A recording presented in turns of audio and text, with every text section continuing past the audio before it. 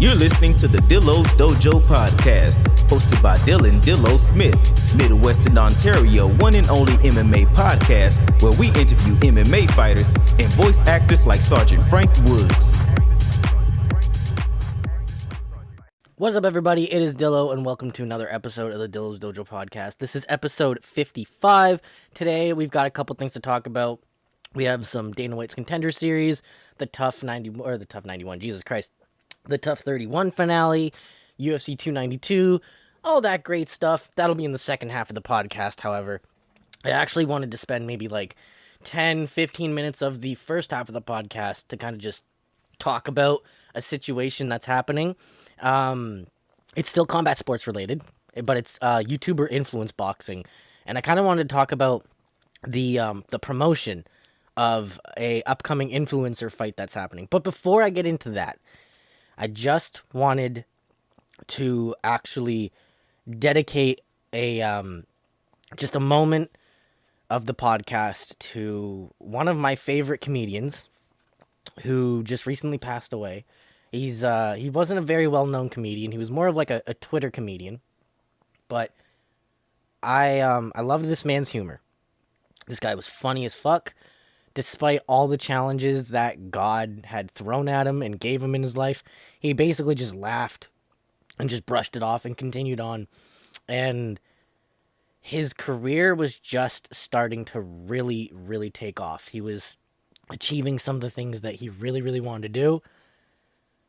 And it's with a very heavy heart for me to say this, that Donovan Castillo, also known as, more prominently known as on Twitter, as Crip Daddy or Young Crip, has passed away. But the way that he passed was probably the funniest fucking thing ever. It's one of those, like, I shit you not, I cannot make this shit up type of things. He passed away while drunk as fuck eating a pizza. Now, the details are still kind of hazy, but there's a GoFundMe that I'm going to be linking in the description. It's already broke past the goal. Pardon me. It's already broken past its goal, like well past its goal. They did say in the GoFundMe that once they got the money that they needed to lay him to rest, which was, I think, like $8,000, they'll give the rest of the money that the GoFundMe makes by the end of it to any of the charities that Donovan actually supported.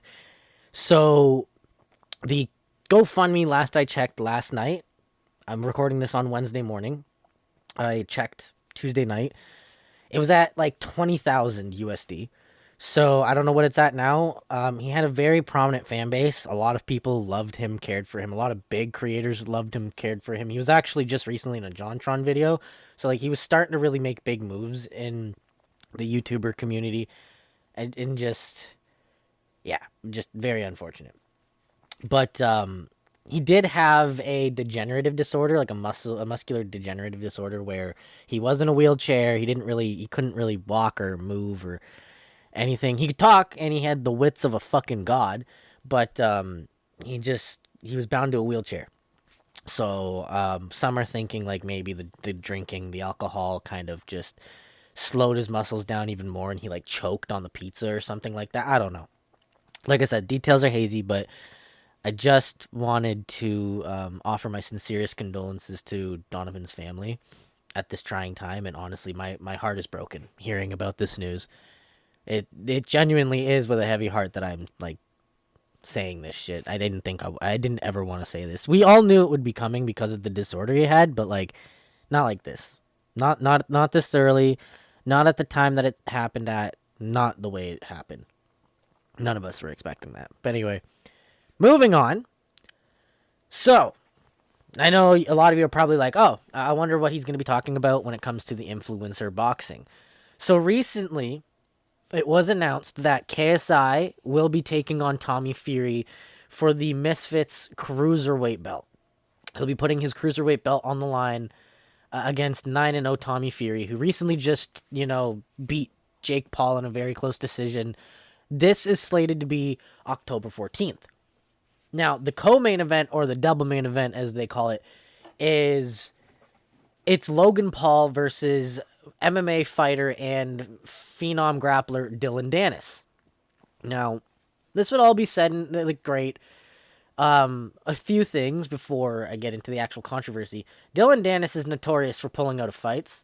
So, like, a lot of people when this was announced were like, oh, well, I mean, and pulling out incoming, like, Logan's going to get a opponent pull out. I think there's a clause in the contract, though, where he has to pay, like, a good amount of money if he pulls out.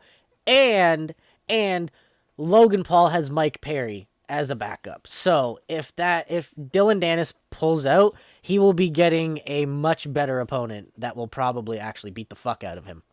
It's going to be fucking awesome. But anyway, getting to the controversy. So the way they decided to promote the event is, I don't agree with it, man. It's actually garnering quite a bit of controversy. It's dividing. It's dividing the communities. Dillon Danis decided that he would promote the fight by taking shots at Logan, but not just Logan, his fiance Nina Agdal, who has nothing to do with this. So Logan Paul got engaged to his girlfriend, Danish supermodel or just Danish model, Nina Agdal, who's actually notoriously known for kind of going through Hollywood. But, you know, that's neither here or there.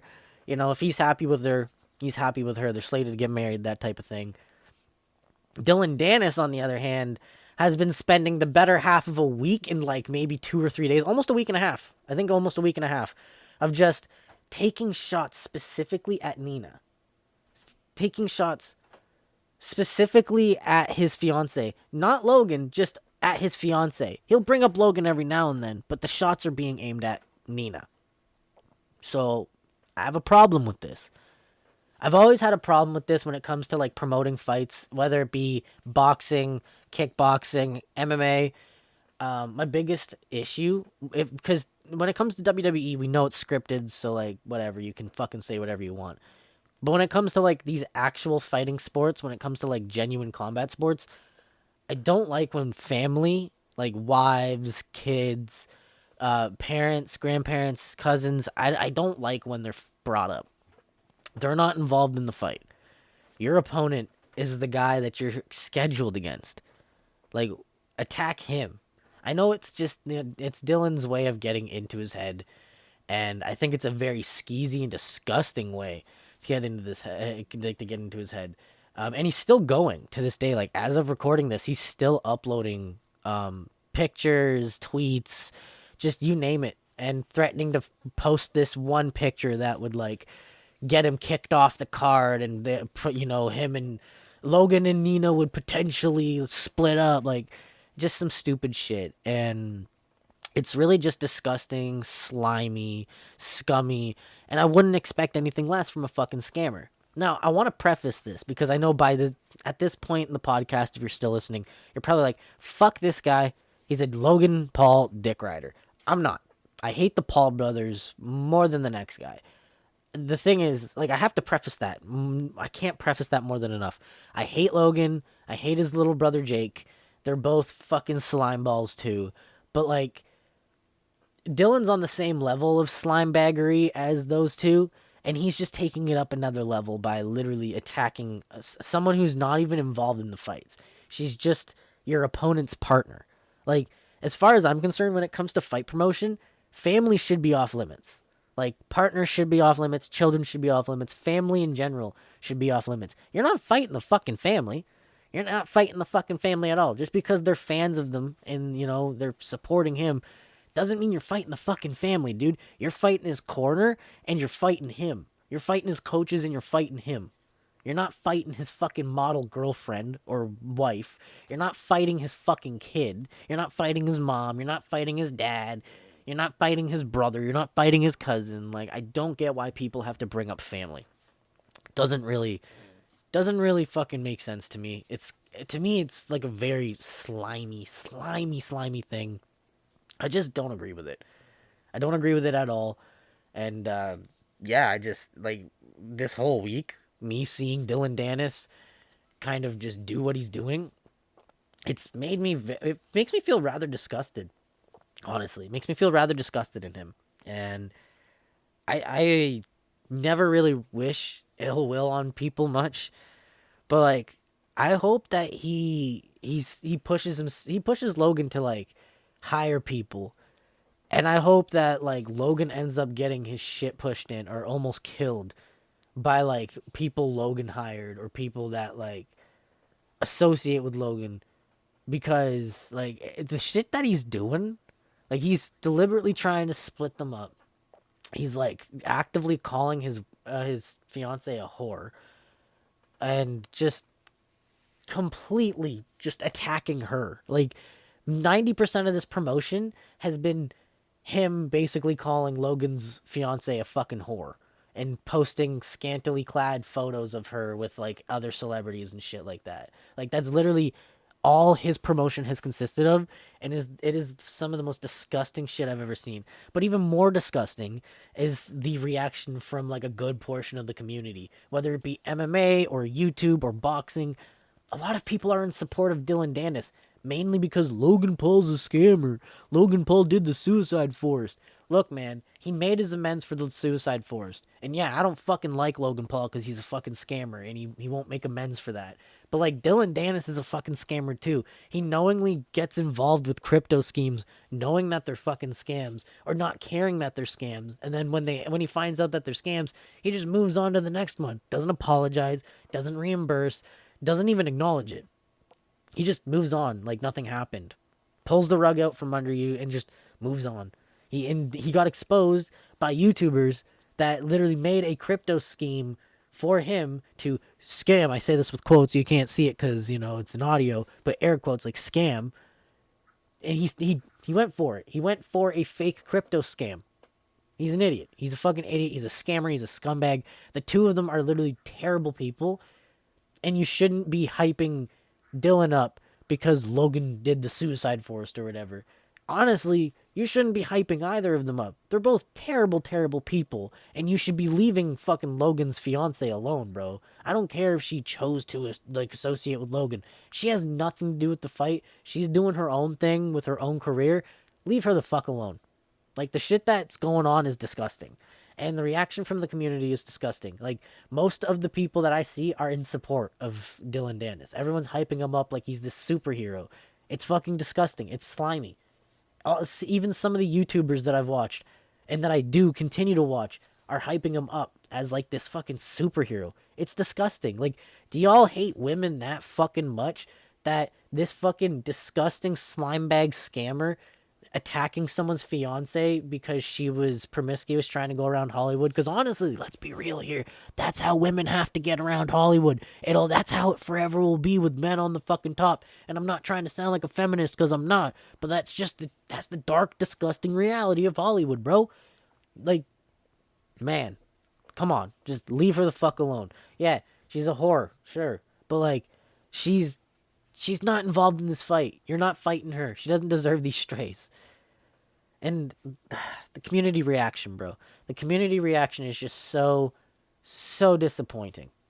Like, I couldn't be more disappointed in my community, especially the MMA community. I've seen a fat portion of the MMA community. We're a vocal minority that hate Dillon Danis for what he's doing.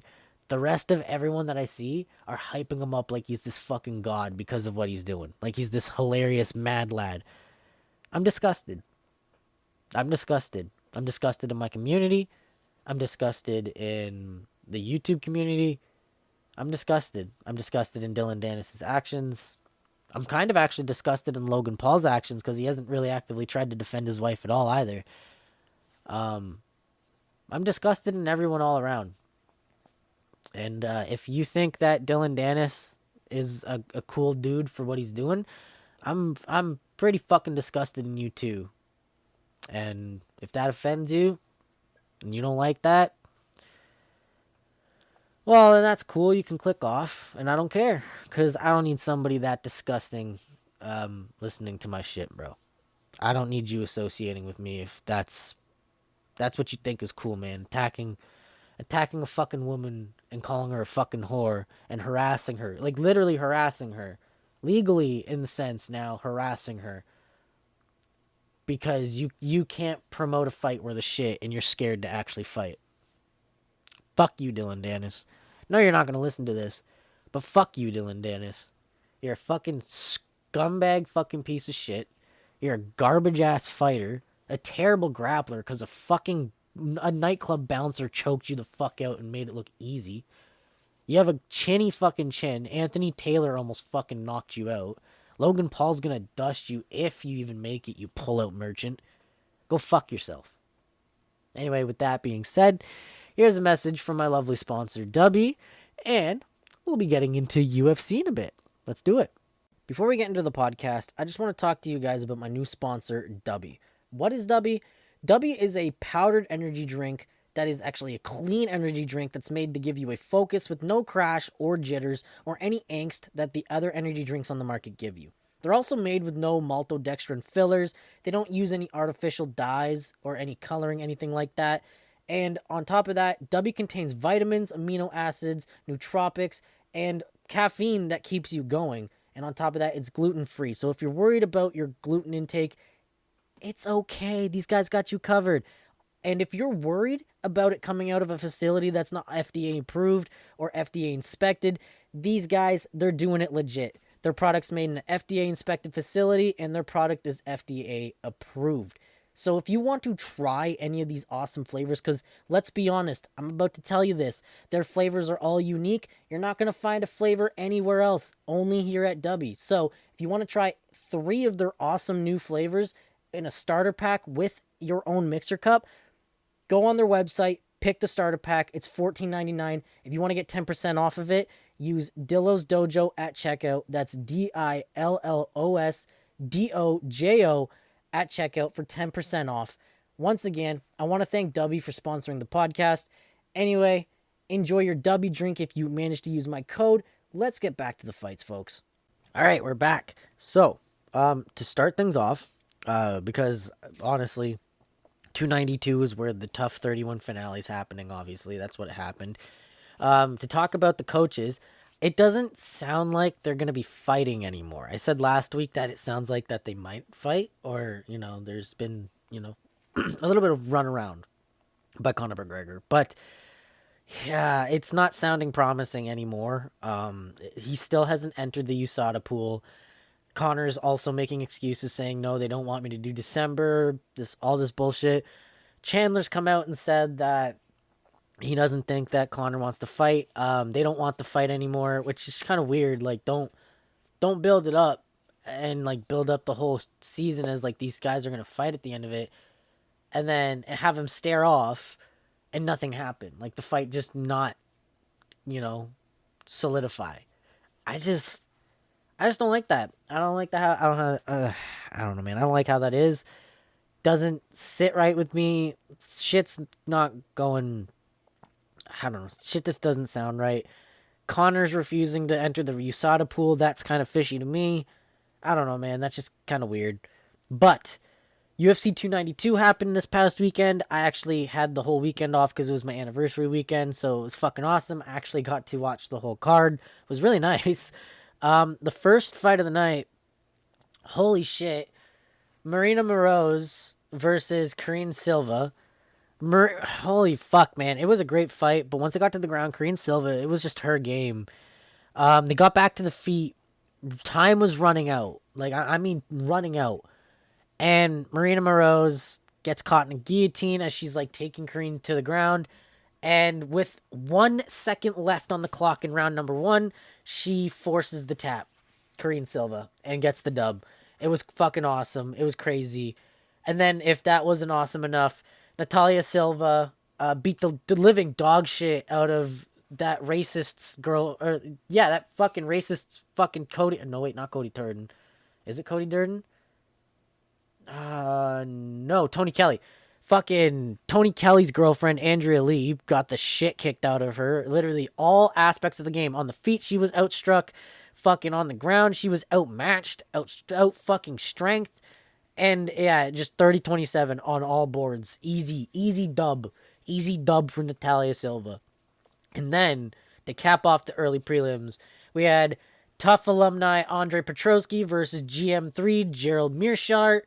And it was a fucking brawl, man. Both guys gave it. Like, first round, Gerald Meerschaert hit him with some nice shots. Andre Petroski took to the ground right away. Gerald Meerschaert threatened with some submissions. There were scrambles galore. It was like a fucking grappling lover's wet dream. It was awesome. And then as soon as they got to the feet again, both guys swanging and banging, landing bombs. Andre Petroski getting the better of them. But, like, holy shit, man. Both guys showing that they had a complete set of skills. They were, like, evenly matched. But at the end of the day, it was a razor-close decision. I wouldn't have been mad if it went either way. Andre Petroski got his arm raised in the end with a 29-28 split decision over Gerald Meerschaert. It was a fucking war. And then, if that wasn't enough, right? If that wasn't enough for a war, we got probably one of the greatest tough finale fights in history, besides probably Stephan Bonnar and Forrest Griffin. Brad Katona and Cody Gibson went to fucking war, man. First round, Cody Gibson hit him with some fucking shots, and Brad Katona just ate them like they were just breakfast, man. Just ate them up. And then fucking got him to the ground. Both guys, as soon as they got to the ground, crazy-ass scrambles. And you know how these bantamweights go, man. They're fast, they're quick. So the scrambles were explosive and speedy. It was awesome to watch. As soon as they got to their feet again, both guys landing fucking bombs in the pocket. Every time they'd close the distance, Cody Gibson would hit Katona with a fucking heavy hook. Fucking Brad Katona would hit Cody Gibson with an uppercut. Or, like, he would slip Cody Gibson's shot, hit him with a nice fucking hook in the counter. It was just crazy. It was back and forth. But at the end of the day, Brad Katona was outlanding Cody Gibson, landing the more meaningful shots. Even though he ate some pretty big bombs from Cody Gibson, it was far and few between. And Brad Katona, with his grappling, just kind of stood out completely and ended up getting a unanimous decision over Cody Gibson. Brad Katona becoming the 2-time tough champ, which is fucking awesome. Big feat. But get this. The fight was so incredible. It got fight of the night, by the way. The fight was so incredible. Cody Gibson got a fucking contract. I'm not kidding. Literally 31 seasons later, 30 seasons later, technically. I don't think this has ever been done since season 1, when Stephan Bonnar and Forrest Griffin both got contracts because of how great their fight was.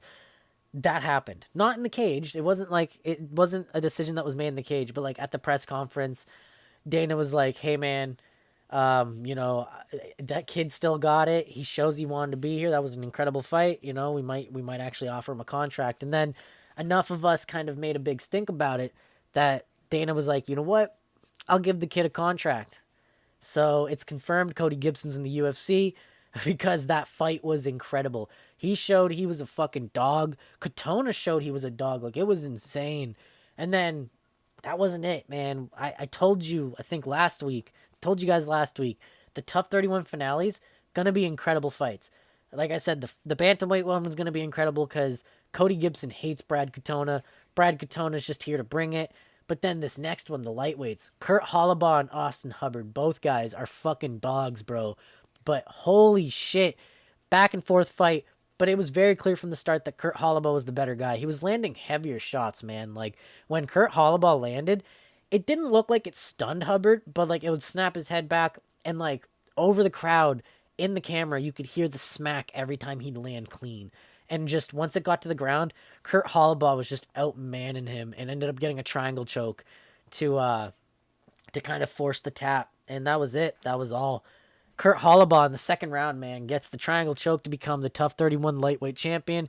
He earns himself a UFC contract. It was crazy.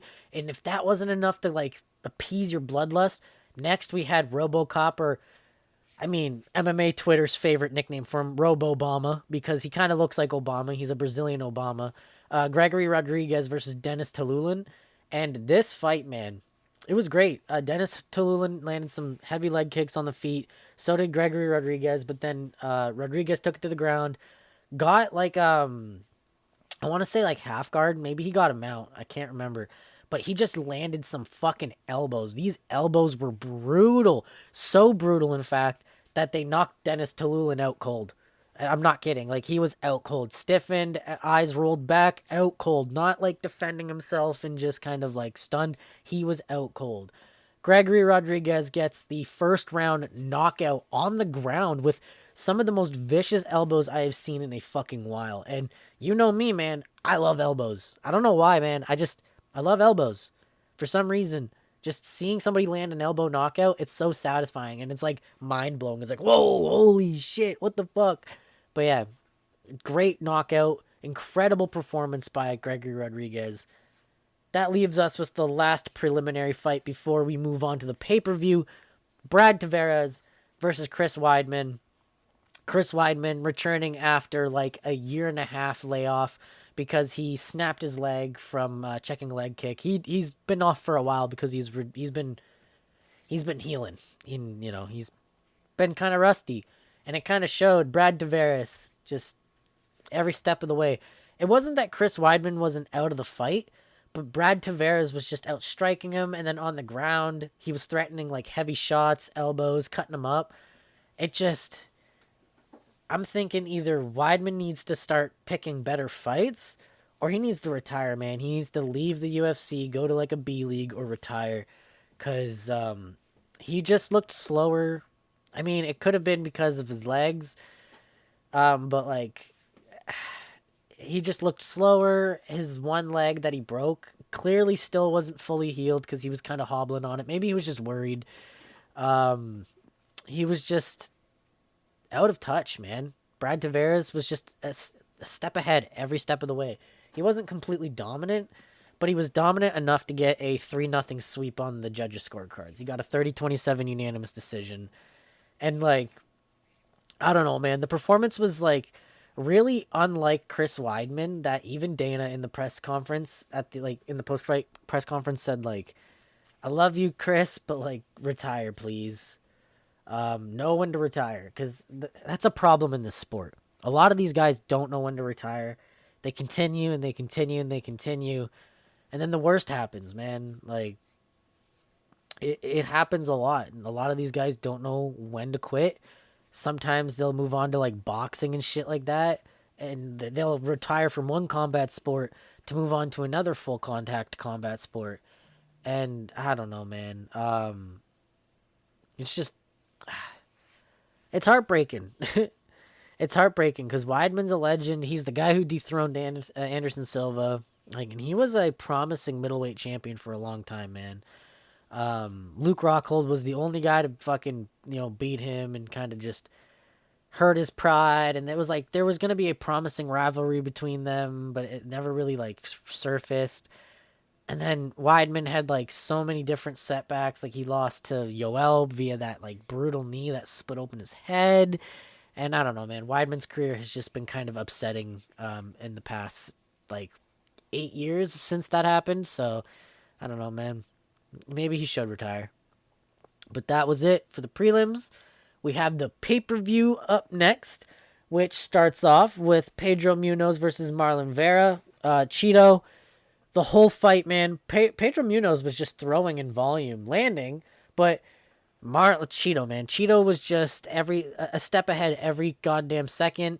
Always slipping, always countering. Like his whole game plan the whole night was just kind of telegraph Pedro's shots, slip them, counter when you see an opening. And he did that perfectly. He executed it well. He ended up getting the unanimous decision over Pedro. And honestly, I just got to say, it was like a picture-perfect game plan. He slipped every shot and, yeah, fucking played it perfectly. Ended up getting a perfect decision win. And he called his claim to a title shot, which I don't really agree with, because I'm pretty sure like Pedro Munoz was ranked like 10 or 11. Like you're ranked 6th and you beat the 11th ranked guy. Usually like top 5 guys get title shots, and even then it's usually top 3. You got to beat somebody within the top 5 first, Cheeto, before you get a title shot, I think. But anyway, Mario Batista versus Damon Blackshear was up next. This was originally supposed to be Mario Batista versus Cody Garbrandt, but Damon Blackshear stepped up because Cody Garbrandt had to pull out due to an undisclosed injury. Fuck me. It's early. I'm recording this early in the morning, so like bear with me, guys.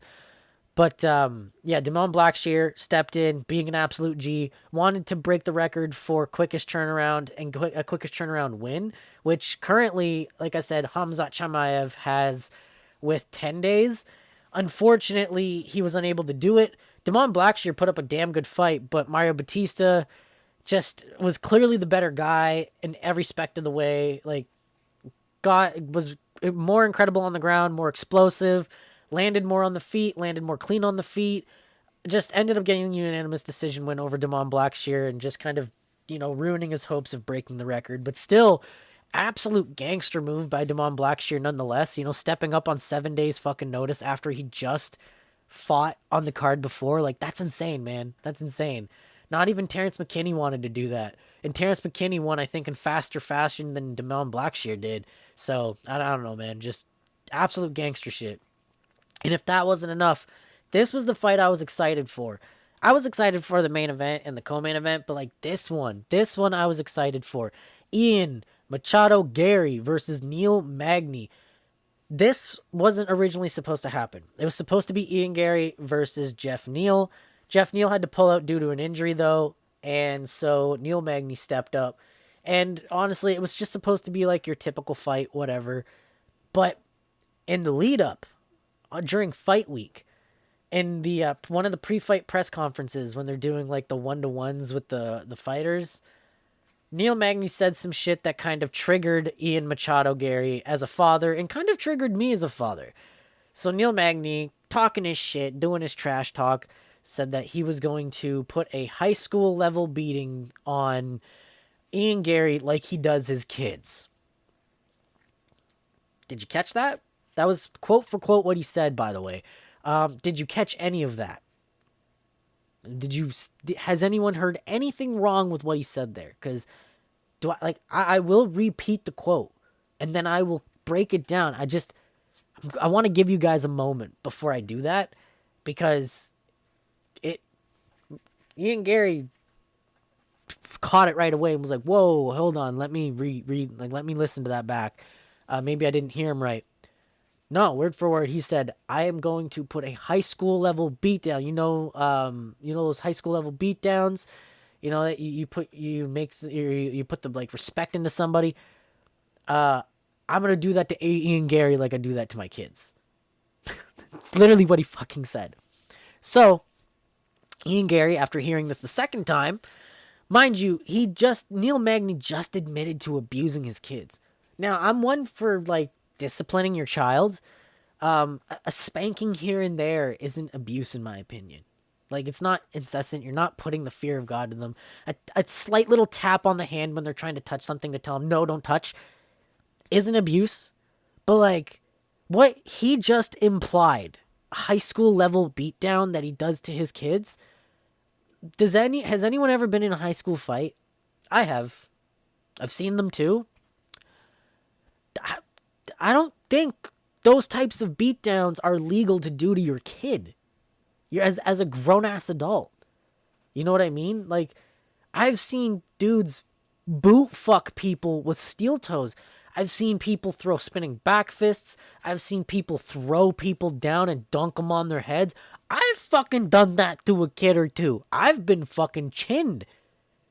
We throw, man, with everything we got. Like, high school fights, it's like a normal street fight, but they're just teenagers, bro. So what Neil Magny just implied was he beats his fucking kids. He doesn't discipline them, he beats them. So, as a father, I was like pretty upset about that. Ian Gary, as a new father, was pretty fucking upset about that. And so it showed come fight night, because there was no love lost between Ian Gary and Neil Magny. Neil Magny probably didn't care.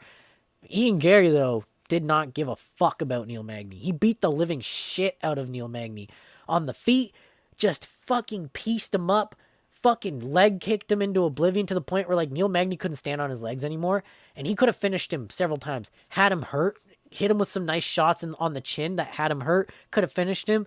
But Ian Gary, I think, really just wanted to hurt him, wanted to make him hurt, wanted to make him feel what probably Neil Magny's kids feel, and that's what he did. For 3 fucking minutes, for 3 rounds, for 15 minutes, he kicked and beat the shit out of Neil Magny's leg and beat the living shit out of Neil Magny like he was one of Neil Magny's kids.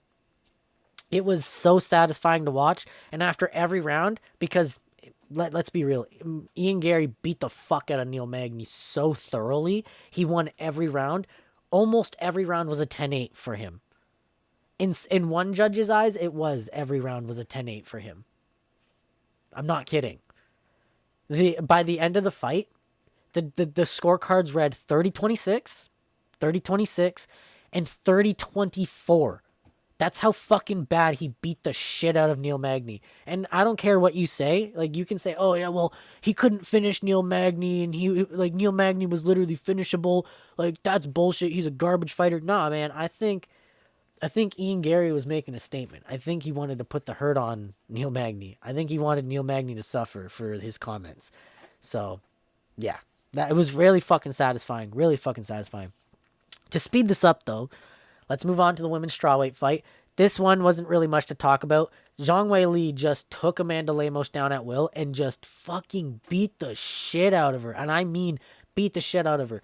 Threatened submissions, elbowed her into oblivion, ground and pounded her into oblivion, cut her up so many times, like actually beat the fuck out of her. The scorecards were 50-43, 50-44, and 49-45. She beat the fuck out of Amanda Lemos. She made it clear that Amanda Lemos did not belong in there with her. It was worse than Nunes versus Megan Anderson.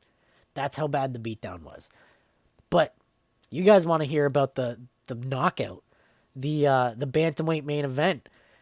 Sean O'Malley, shocking the world, nailing Aljo with a beautiful right, like check right hook on the, like when he's coming in. It was a nice check hook that just came over the top. Boom. Just landed beautifully, knocked Aljo face first, and he just followed up with punches for a solid 30 seconds, and forced the finish. Like, Aljo wasn't intelligently defending. He was just getting hit with shots each time. The most he was doing to intelligently defend was trying to roll out of the way, but, like, he wasn't covering up. He wasn't trying to, like, push Sean or force him into, like, a different position. He was literally just eating shots every time, like clean shots. He ate so many shots, there was none being blocked. So Sean O'Malley is now the UFC bantamweight champion, and now it is the end of days. I'm kidding. Congratulations to him. The Clown Show is now going to be the champ, and he's already called out Cheeto. Cheeto's already called out him. I don't agree with that. I think Merab should be next in line. There's a beautiful storyline there. He's been the number one contender for a long time. He's beat basically everyone in the top 5 that there is to beat. He refuses to fight Aljo. He could get revenge for his training partner, his best friend. There is a beautiful storyline here, and it's a beautiful revenge. I want to avenge my friend. Like, there could be a beautiful storyline here. I don't know why they don't make it. I hope they make it. I genuinely hope that's the next step. I hope Sean O'Malley fights Merab for his first title defense, and there's this beautiful build-up where, you know, Merab has got this mission where he's got to avenge Aljo's loss and become world champion at the same time, so it's ever so sweet. Like, something like that. It would be amazing. I would love it. But anyway, that was it for UFC 292. All in all, a pretty decent card. Not too, like, explosive, not too incredible, but all in all, pretty decent card. Very much was capped off by an incredible finish, so honestly, not too mad. Wasn't worth the pay-per-view money, so I'm happy I didn't pay for it.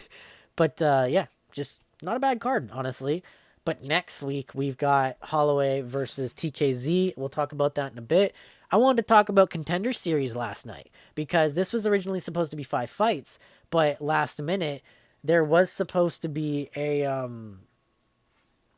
it was weird.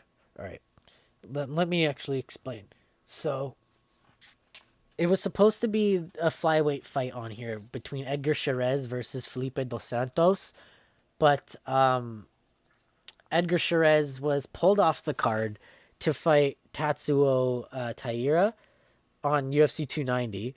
So then they quickly, on like, I think a month or 2 notice, they put Luciano Pereira in to face him on Contender Series. But then at weigh-ins yesterday, or the day before, Pereira didn't even step onto the scale because I guess his weight cut was bad. Like he was suffering some medical issues. So poor Sherez's, sorry, DeSantos. I forgot Sherez was the one that got pulled off the card. Poor fucking Felipe's just luck. Terrible, terrible. He loses his first opponent.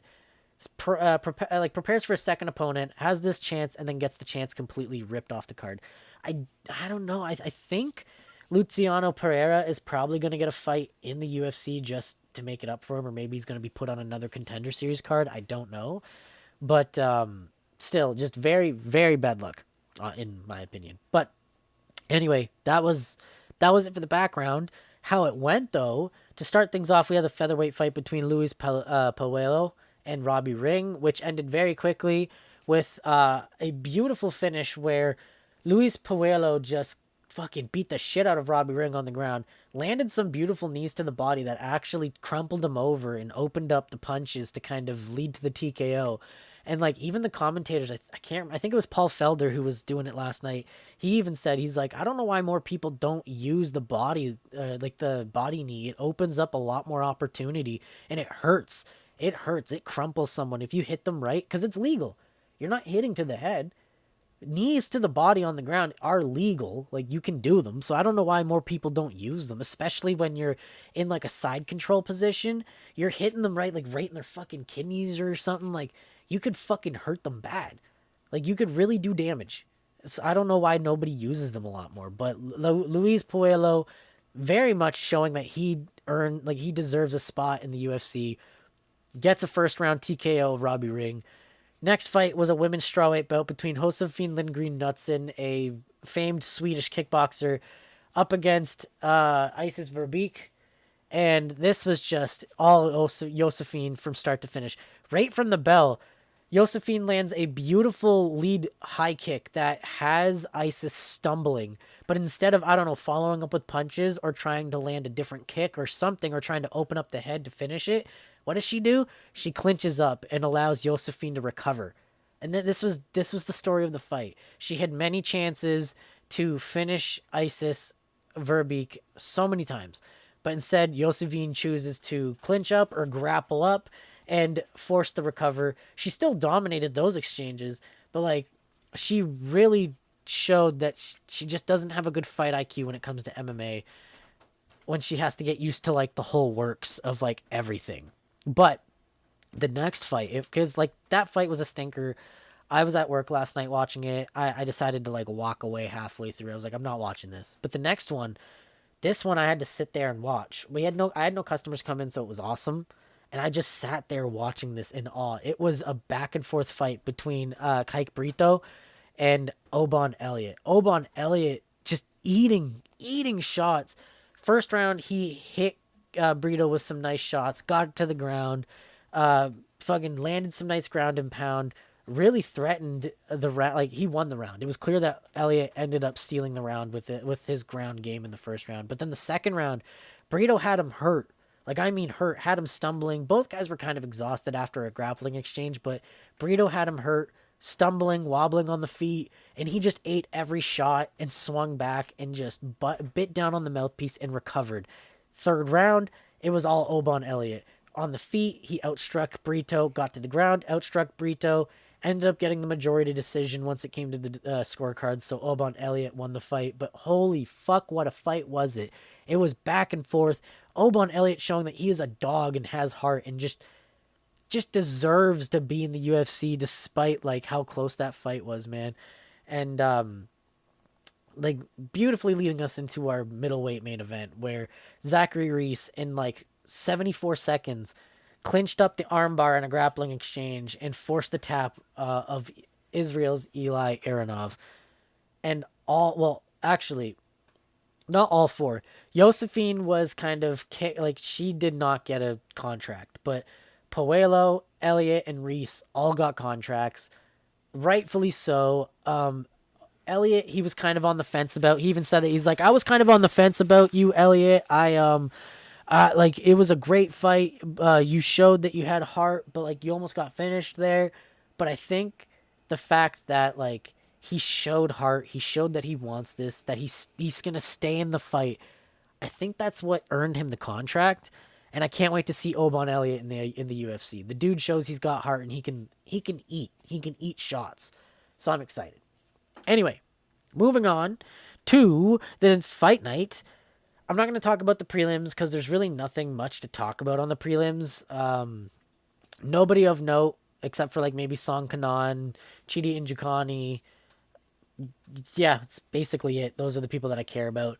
The main card isn't nothing to write home about, but isn't a bad one either. We've got Max Holloway versus Chan Sung Jung, which TKZ, bro, can't go wrong. Dude always brings the fight. And Holloway's got a heart of a lion, and just he is the best boxer in the UFC. Let's be real.